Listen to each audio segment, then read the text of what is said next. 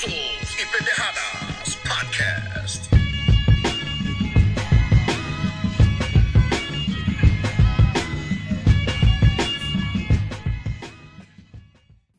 Hello, everybody. Welcome to another episode of Putazos y Pendejadas with David De Leon from Manhattan. Great. I'm Mark Salinas here with you live from Texas, and we will be going over this weekend's fight. We had Wood versus Lara Part 2. Had a pretty exciting weekend. We also had Golden Boy's usual summer event that he puts on in Fantasy Springs to showcase his younger fighters. That went well for him too. We had a good undercard on the Wood Lara fight. What did you think about that Wood Lara fight? Well, to be honest with you, Mark, it was a pretty lackluster performance from Lara.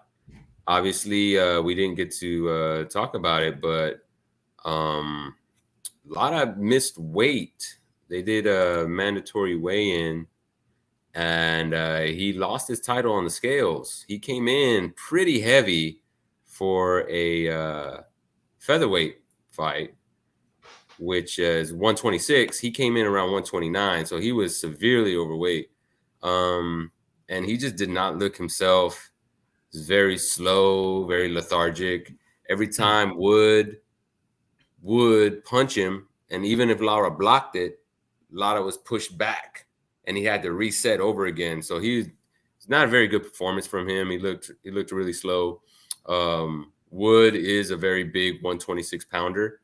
So he gave Lara a lot of trouble in their first fight, and he again showed his class this fight.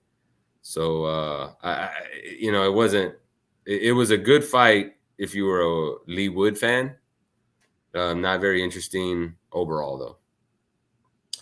Yeah, Lara did not show up. Chingao, Lara básicamente la cagó. Lara, chingao, you messed up pretty bad. La regaste completamente. You started messing up early, and you didn't look good at all. Showed up heavy. Looked very, very bad. Very disappointing. Chinga, it's disappointing, especially after his last really, really good showing. So, like I asked this, thank God Lopez gave us a little bit of redemption there. David, tell us what you saw in that fight. Lopez versus, I believe it was Conlan. Yeah, Michael Conlan, big Irish fighter, most famous for flipping off all the judges at the Olympics. I forget what year that was. Top Rank had high hopes for the guy, but he just never really translated to the pros. He doesn't have a lot of power at 126. So is also his chin is not very strong. He's already been knocked out before. He had a great fight with Lee Wood, actually, the guy who just beat Mauricio Lara. And he got stopped in the 12th round. That was actually a fight of the year candidate. Gotta say, I mean, Michael Conlan is a fan-friendly fighter.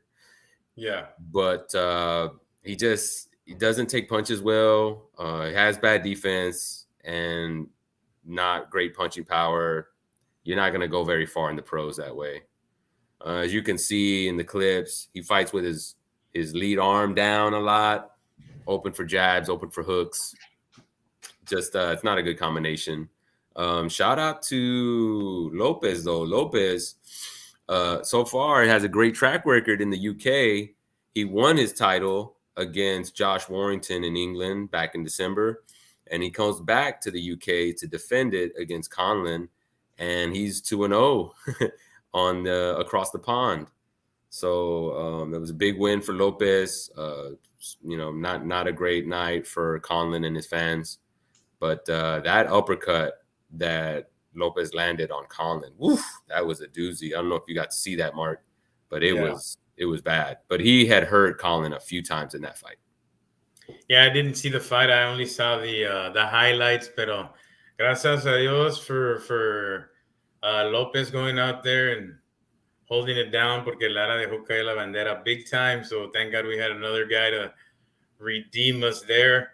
Also, Golden Boy had a good showcasing in Fantasy Springs. He showcased all this young talent. Everybody came out, looked great. Alex Rocha was featured. And what's his brother's name? Alex Rocha's? Ronnie Rios. Ronnie Rios. Yeah. Those two brothers are that's a good boxing family. Alex Rocha continues to be undefeated, look good again, stays, relevant in his division with the packed division there. So he stays relevant. So that's good. On the news, David. Yeah, we have some more boxing news, but you're right about Rocha, man. Rocha is at 147, hot division. He was mentioned as a possible opponent for Terrence Crawford.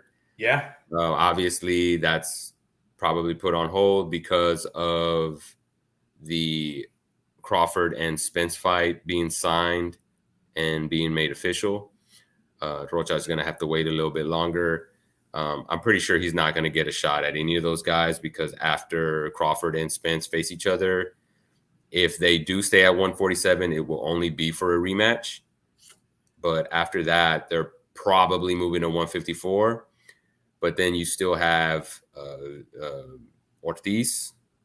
You still have, Virgil Ortiz. You still have maybe some of the 140-pounders like Josh Taylor, who's thinking about moving up. Haney. So 147 is going to look pretty desolate pretty quick. And Rocha definitely has an opportunity to get a world title there. Yeah, he's definitely got a good chance. I think you're right. Both guys are going to move up to 154 and seek other divisions because they're later in their careers already and they want to get that legacy. So they're going to leave 147 open for Alex Rocha. He's going to have a lot of opportunities coming to him. I hope he takes advantage of them. That's a good Mexicano to be keeping tabs on. And upcoming news and notes we have. Well, we still got to talk about the weekend, though, right? We got to fight this weekend. Clarissa Shields. That's right. Now, you were telling me, you were schooling me on this. What happened to her regular opponent, David? So Clarissa was supposed to face Hannah Gabriels, who's a very big, strong opponent. But she was tested for a banned substance. No more information on what that was, but she had to get pulled out of the fight, and so she's facing Cornejo. Cornejo's a late replacement, last-minute replacement for Shields' opponent. Not the best. Obviously, when you have a last-minute opponent, you don't get to pick very often a high-quality opponent. Cornejo has lost 3 of her last 6 fights. She is on a 3-fight winning streak, but it's not against great opposition. She's 36, so she's about 3 or 4 years away from her prime. And Shields is a heavy favorite, a very heavy favorite in Vegas. She's a minus 6,000 favorite to win this fight. Yeah, that's a shoe-in for Ms. Shields, but it'll be a good show. That's pretty much all the exciting boxing we have this week, and really nothing else. There may be a few local fights in your regions and all that, but this is pretty much the biggest one on TV. It's not even considered a pay-per-view or anything. No, it's going to be on DAZN, I believe. It's on DAZN, yeah. Yeah, and then you do have, if you want to make it interesting, and if you're in a state that allows betting, there are a couple of some lines that might be interesting to you. Like, there's a minus 300 for it to go the distance, or plus 220 if you think that Clarissa is going to stop her. Although, if you're trying to bet on that, Clarissa hasn't stopped anybody since her 3rd fight. And, with those short 2-minute rounds in women's boxing, it's kind of tough to get stoppages. So just a couple of things to note there. What else do we have on the docket for news, Mark? The plus 220 there, David. Plus 220. There's a stoppage. Does that matter who stops, or it's just a stop? No, it's just whoever gets stopped. Oh, that's a good bet right there. You think so? I don't know, bro. Again, Clarissa hasn't stopped anybody in a while, but it is a 10-round fight. So yeah, but I believe this lady Cornejo is 36 years young. That's not too young for a boxer. It's not too young for boxers. Yeah, I guess that's a good point too. Yeah, that's a good bet. I'd take that. But we're in Texas, so you can do that over there, Dave. I'll look it up. News and notes. Regis Prograis. They were talking about him and Devin. Yeah, apparently Devin's reached out to Eddie Hearn at Matchroom Promotions, and he's very interested in trying to face Regis, who's our boy. That's Mijo. Yeah. I actually think that this fight kind of makes sense. Haney is not long for 135 pounds. He's looking to move up. He's voiced repeatedly that it's a struggle to make lightweight. So, after this big win in Loma, huge. I'm still holding on to that. I'm not huge win. Yeah, huge. So after that win, I think he said all he needs to say at 135. He's probably not sticking around for Tank because Tank's not going to be available anytime soon. They're talking about fighting Isaac Cruz over on Tank's side, which would be, I'm kind of ho-hum on that fight. But anyway, moving up to 140 makes a lot of sense for Devin Haney, and I'm kind of hoping he's serious about Regis because I got Regis big in that fight. I hope it happens as well, just for Regis. To me, and you were there from the beginning, but I'd be scared for him, man. Haney's a bad dude. I mean, he just beat a legend. He beat a war hero. He beat a Ukrainian war hero, a NATO Warrior of the Year guy, a legendary knocked out 100 dudes in the amateurs guy. I mean, he knocked out Godzilla. And, he's a bad guy. He didn't knock out Godzilla, but I'm saying he had a good showing against the killer of all killers at 140, the legend of all legends. And that's a tough deal for Regis. I'm worried about it, man. I will be pulling for Regis, but Haney is no joke, man. He's 24 years old. He's 30-0. I hope Regis does it, though. I'll be pulling for Regis because, Texas, and we were there since the beginning. He's our guy. I think it's going to be really tough. If he does it, oh, man, that's huge because Haney's that big of a deal. So I'm not losing any sleep over it, Mark. I got to be honest with you. I think Regis takes this and probably puts Haney down and stops him. I'm very confident, and I'm really hoping that Regis gets a chance here because that could be the big name that finally gets him in the headlines. I'm fully confident that Regis will pull off the win. Well, that's why I'm undefeated. No worries. That's why I'm undefeated against you in pay-per-view picks. Okay. On to the next one here. You got one right, bro. Hey, man, I'm undefeated. That was the only one you made. And it's not even, and it's so disputed. But anyway, you're right. We're not going to dwell on that. Here's a very, very upsetting news for Mexicanos all around the country, for Mexican Americans, Mexicanos, everybody, all of us together. Two Mexicanos, famous Mexicanos going at it on the outs. It looks like Ryan Garcia and Oscar de la Hoya Golden Boy Promotions are probably going to be on the outs, David. Ryan Garcia is stabbing Oscar in the back again. Chingao, our hero. You want to talk about that a little bit? Not really. Although I gotta say this. Yeah, I think there's some things that need to be said. And first of all, should we put the little heartbreak graphic in that picture so we can split them up? Because they looks like the Golden Boy. I'm not biased, Wayne. I'm not biased. Not at all. Not at all. Look at you're glowing. Hey, wait, you're glowing. What's right is right. You're glowing in that picture, bro. Yeah, we look good. You never looked happier, man. Oh, were you that happy in your wedding photos? Yeah. I have a bigger smile, dude.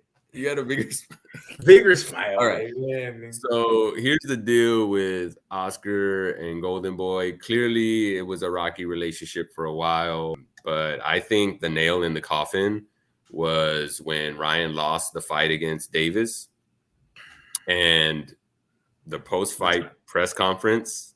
You've seen it. Everybody else saw it. Ryan was sitting there alone, and he only had Eric Gomez and his parents at his side.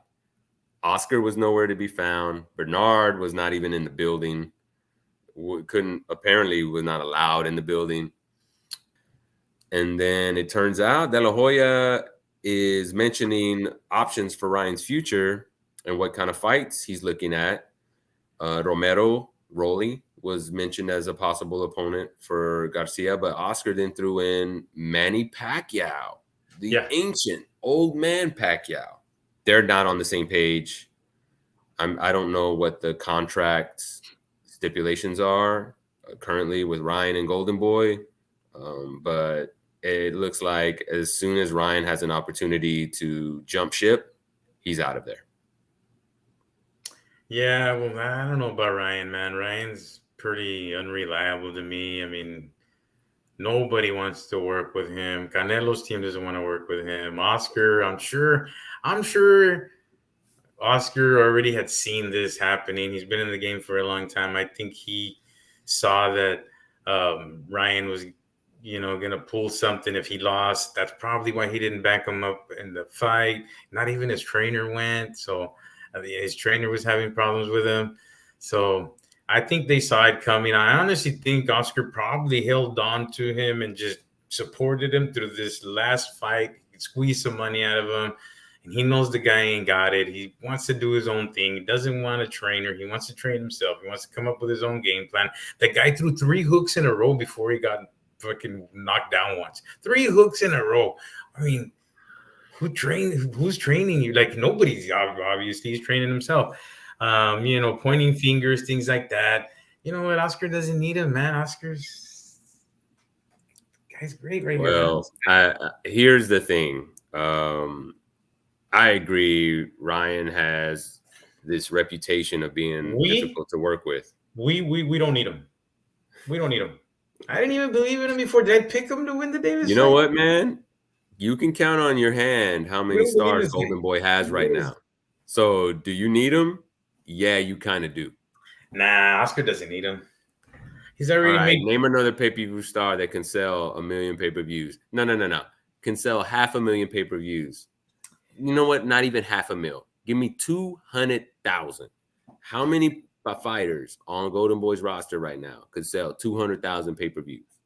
Man, maybe only Virgil, but I mean, he always maybe Virgil, and that's got to be like against a known opponent. Yeah, but I mean, he always reinvents himself. He comes back with new fighters. He had a great stable this Saturday. Looks like a good future. Duarte looked good as well. Oscar De La Hoya, Golden Boy, man, stars, bro. They've been around for 20 years. They've always been trying to knock his blocks off, get him out. It's not going to happen. It's not going to happen. Just saying, he's got a potential. Well, not even a potential. He's got a high-selling fighter on his roster right now, and the move that they pulled when he lost the biggest fight of his career up to that point wasn't the best move. Wasn't a good look. Regardless of Ryan being difficult to work with, which I'm pretty sure it's there's some truth to that. That's not a very professional. That's not a professional way to handle it. 3 hooks in a row. Looks bad on the company. Looks bad on the company. It's bad press. It's just something that when you're trying to be a professional and you're trying to handle shit right, you got to show the way, right? So I'm sure Ryan would have appreciated them being in his corner. You never know, man. He probably didn't want them there, Maybe. man. No, that's not true. That guy. He clearly said in an interview he can't believe that his own team left him hanging out to dry, and that Tank's team was more concerned for him and, checking in on him after that loss than his own team.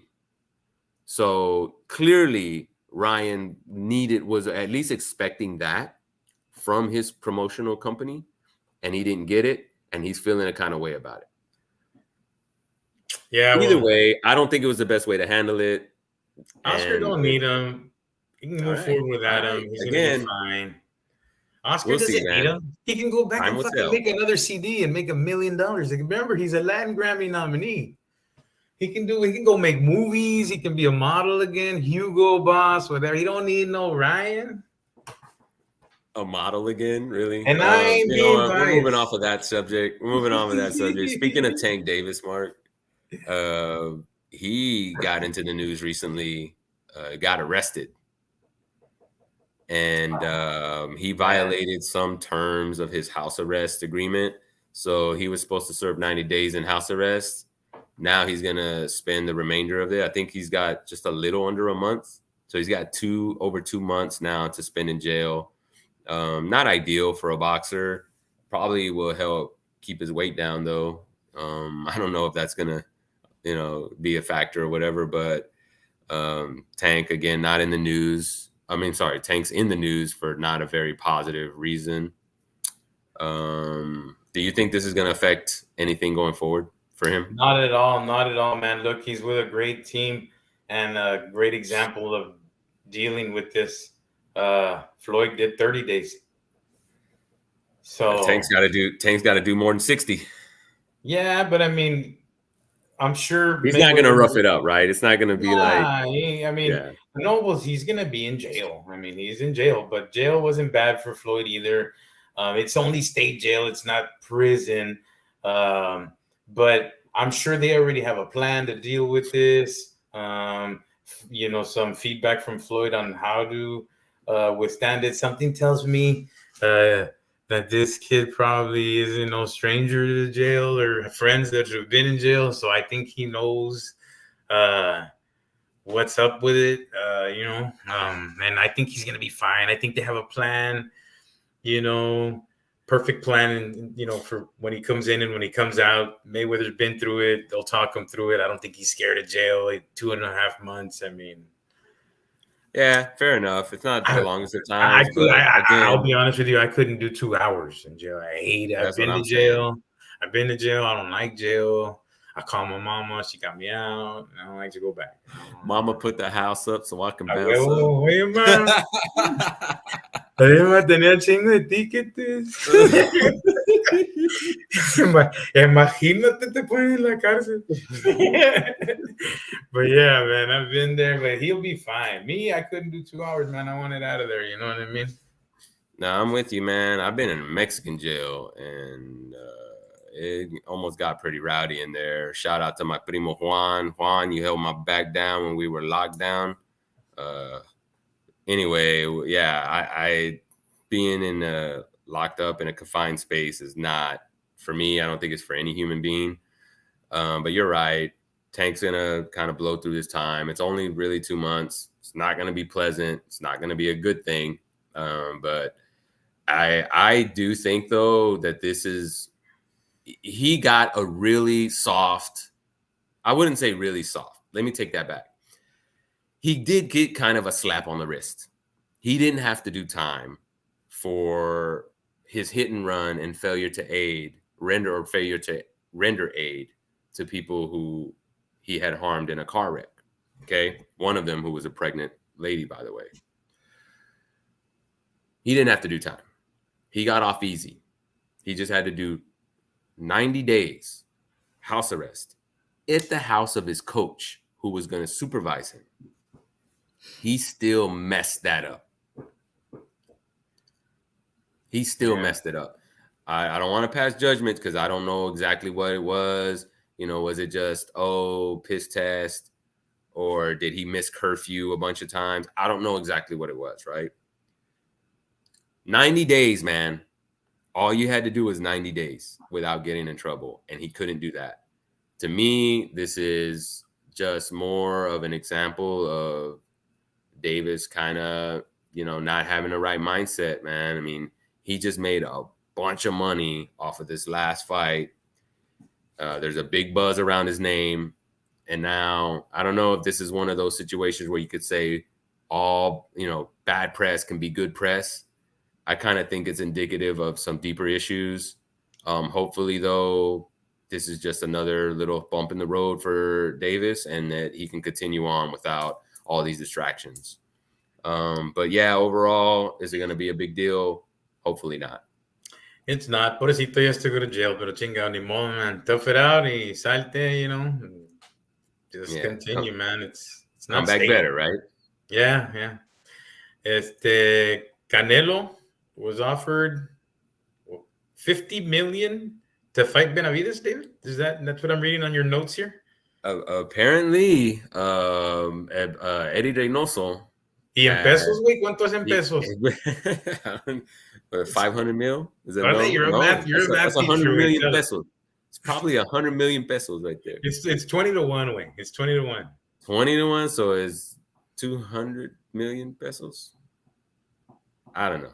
100 million pesos. Yeah, it's 100. No, I don't know. Whatever. I'm. It's late. I ain't got the math gene in me right now. But I'll tell you this much. It's kind of fishy, man. People are asking Reynoso what's going on with Benavidez, and he said he hadn't received an offer where Sam Likowicz, who is the manager, or I believe, or promoter of Benavidez, pulled some receipts out and said, Reynoso, that's not true, man. He sent a screenshot of an email that has the terms of the offer. And he said if Canelo's getting one of the biggest offers that he ever has received for one fight. So I don't know why Reynoso was trying to, maybe he hadn't checked his email. I got chingos of unread emails. So that could be a thing. But that's a pretty big email to miss. That said, kind of looks like Canelo's stuck in a corner, right? You've got this big offer for a fight. We know he wants Bivol. But, Mark, what's going on with the Bivol fight? Do you think that that's even an option right now? I don't know, man. I don't even think Bivol thinks it's an option. He went out and already secured a date for August just in case everything blows over with Canelo. Probably looks like it is going to blow over. He wants his demands and Canelo wants his demands, and Pride's going to get them both. And this. Oh, that's right. You know what? That makes sense now. Because if you think about it, Canelo wants 175, right? Bivol wants 168. Correct. 175 is not going to happen because Bivol doesn't want it there. 168 can't happen because Bivol wants undisputed titles. And you remember you mentioned last time Suleiman won't support Bivol or Beterbiev with the WBC. Right? Yeah. So Bivol goes to 168 because of the war. He won't get the WBC and he can't get the undisputed title, which is his main reason for wanting to fight there. So I think Bivol is kind of out of the picture, period. He's gone. Also he doesn't care. Fuck it. They'll both fight for the WBA, pero el vato quiere 168. He wants 168 because he wants to be all the unified. He wants the unified undisputed. At 168. Y el otro güey, que 175. Y este 170. Because WBC, fuck it. They said, well, we'll just fight for the other ones.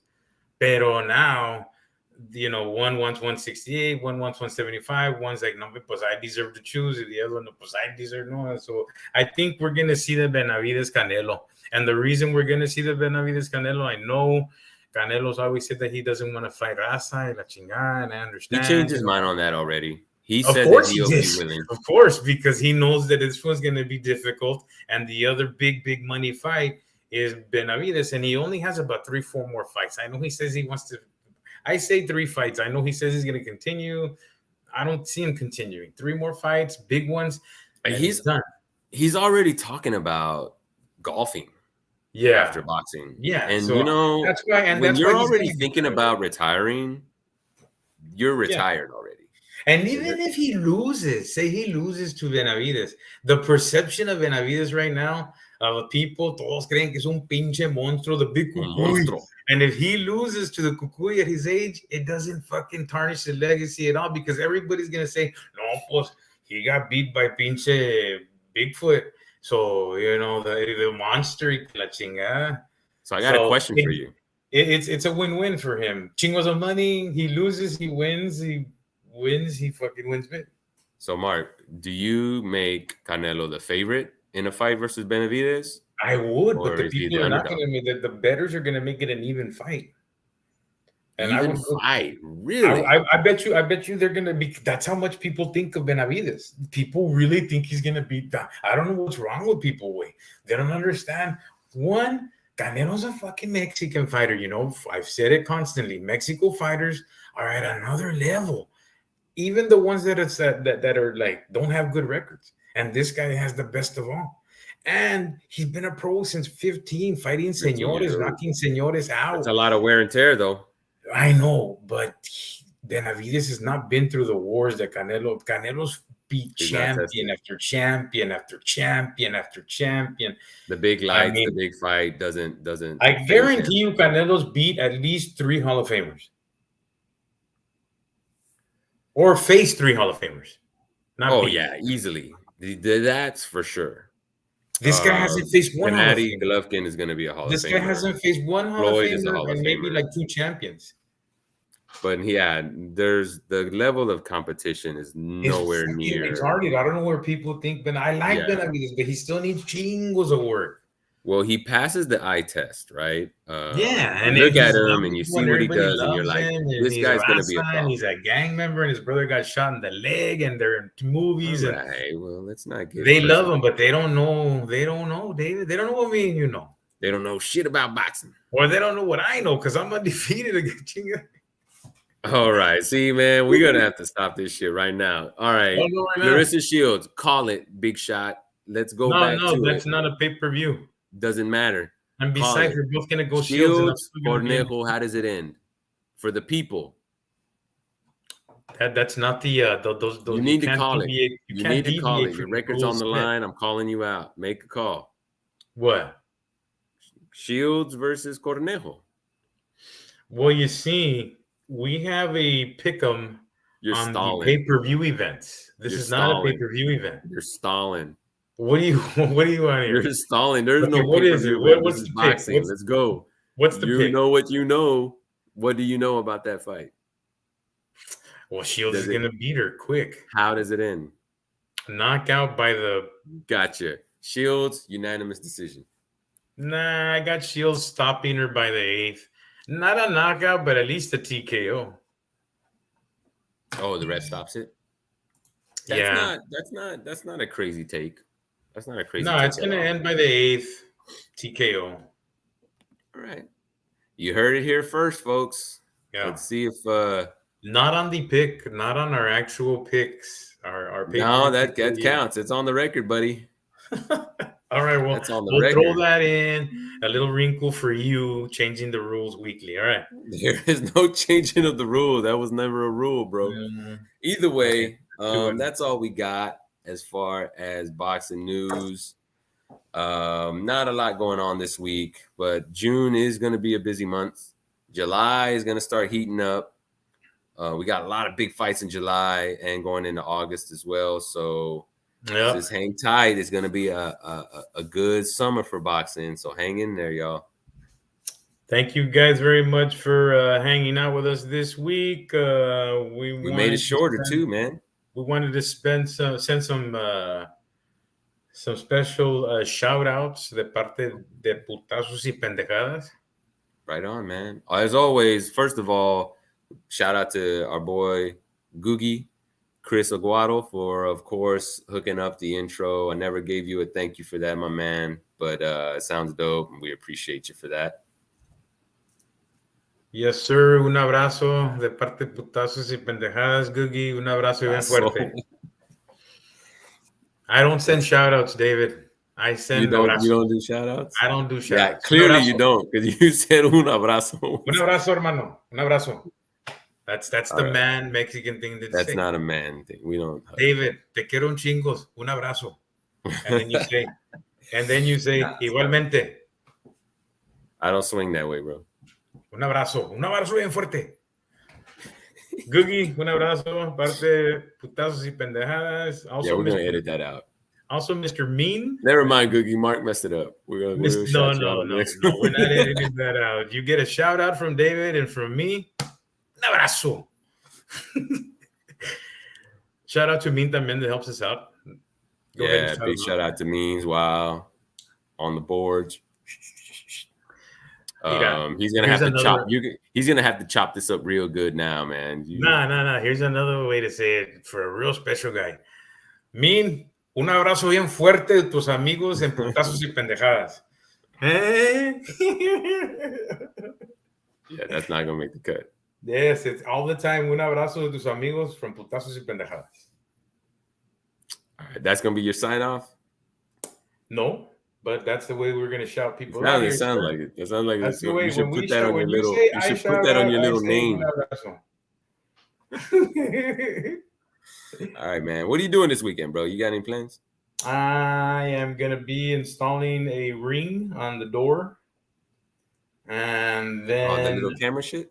Yeah, I'm gonna install a ring, and I'm gonna take out some burglar bars, and that's about it, man. I got my dad coming to help me because it involves tools and screws. But my dad is coming over. He's gonna help me with that, and then I gotta mess around with my antenna upstairs. Pues I got dad all weekend helping me. So bunch of honeydews with. Is he helping you or is he doing it for you? I'm helping. I'm the hey, agárrame de Salvador. All right, Dad, go.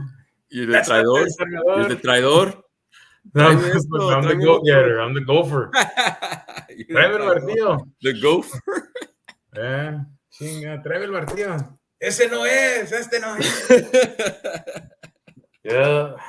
The hard ones. The desarmador, and there's a bunch of names. I know Spanish, but tool Spanish is a whole different Spanish. It's a whole different thing, right?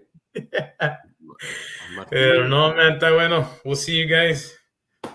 Putazos and pendejadas. We're out. Peace out. Damn, man, you didn't even ask me what I'm doing this weekend. What are you doing, Mr. David? What are you doing this weekend? I'm doing a damn thing, man. I'm just getting some work done. Teacher life, it bleeds into your free time. Definitely going to get my workouts in. I'll be checking out the fights, obviously. And that's about it, man. Cleaning up the apartment and shit. ¿Te fuiste de vacas last week? ¿Te fuiste de vacaciones? Bro, that was nice. Went upstate. Little small town, Hadley, New York, near Albany. Hung out next to the Hudson River with a great family, the Dewey family. Shout out to them. They were really nice. They welcomed me and my lady. ¿Cómo se llaman? Actually, they're my ladies' friends.